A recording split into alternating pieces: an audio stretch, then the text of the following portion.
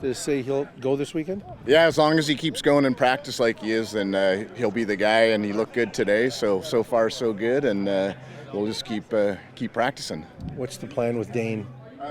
He didn't dress today. We don't think it's a long-term injury, and we'll have to see as the days go by. That's literally what I've been told is day by day, and I think it's more of a pain tolerance thing. So we expect him back sooner than later, but we're going to make sure we're smart with him and make sure that obviously he's functional, and so we're going to see how he goes here day by day. You're prepared that he might not dress this weekend? Good, yeah. I mean, he didn't dress for practice today, but he hasn't been ruled out. But we'll kind of see how it goes. Tuhema and Edwards Cooper. Yeah, so Sione they're less optimistic about, but he's not been ruled out. But hopefully he comes around here soon. And then Edwards Cooper was more precautionary. He was going to practice today, and then he didn't. So we'll see. We got to get more information on that one. Rick, we're deep into the season now. Is Vernon's situation, he's just going to have to live with it for the rest of the year? I mean, it looked like he's got a heavy knee brace on there. Is that where we're at? Yeah, I don't think it's going to be like a live with something. I think he's going to keep feeling better as it goes. So we're definitely not forcing the issue. And we'll see how he goes. But I don't think he's going to be a limited guy or anything like that. I think he's going to come back to full strength. And should be good to go. What are you going to need to see between now and Saturday?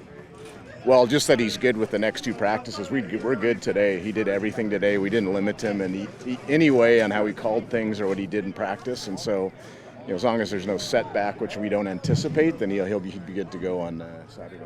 What surprised you the most about the Winnipeg game? I know you guys have had a busy schedule. I know how their schedule played out, but to give up 50 the way that you guys have been playing.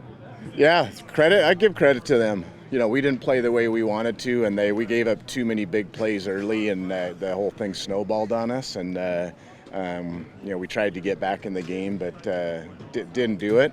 So I asked our guys to not. We're disappointed in losing, and we definitely want to take away the lesson is that you got to be on top of your game to win games in this league. But other than that, I'm proud that we won 1 of 2 games there, and we'll have another one of them coming up with them down the road. What did you see on film? Because you haven't really given up a lot of 20 yards plus plays, and you gave up quite a few against them. Yeah, they made plays and we didn't, flat out. They were they had great play calling too, but they made some plays that we didn't. They beat us, and they beat us soundly, and full credit to them. Was there any positive to be gained from it, just in terms of a reset and motivation? Sometimes guys believe that they're, I'm all for it. If it lights a fire on someone or causes people to refocus, then I'm all for it. I told them we're playing a stretch. It's actually 5 games in a row against the West, but we're playing the 4 West teams all in a row right here. And I said we're going to get everybody's best shot. It's a tough division, and people are chasing us other than Winnipeg, and so we're going to have to be at our best to beat anyone. And so if it helps us refocus on that, we don't win by showing up. We win by playing really good football for 60 minutes and grinding out wins, and obviously looking to get back to that. Compared to most teams in this league, you guys have been remarkably healthy. Now you're getting a few. Do you expect it to come over the course of a CFL season? It's just part of the deal? Yeah, I mean, you do. That's always part of the deal when you're playing an 18-game season. I don't think you're ever going to escape that.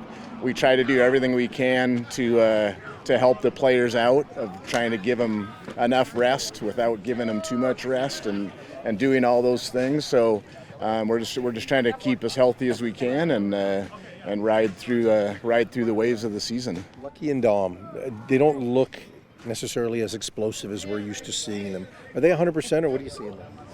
They'll tell you they're 100%, but like I said, we're just trying to keep people as healthy as we can, and sometimes guys go through phases of the season. I think Lucky's been getting better the last couple of games. He's looked more like himself, and I know those guys are grinding, and we'll keep going.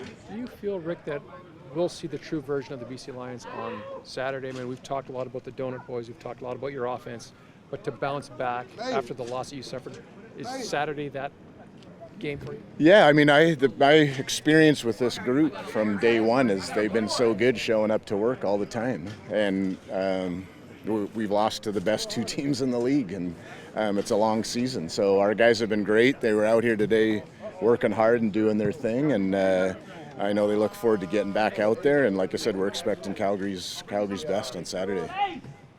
Do you see them differently now that they wound up beating Toronto and now Team Carey's coming back this week? I always think they're good. They played some tough games. You know, you look back at their games they lost against Ottawa. You know, that was could have gone either way. Same thing with the Montreal game, and they ended up beating Toronto. And so they're right there in every game. It's not like they've been totally off their game. I think their record looked that way, but they're a good team.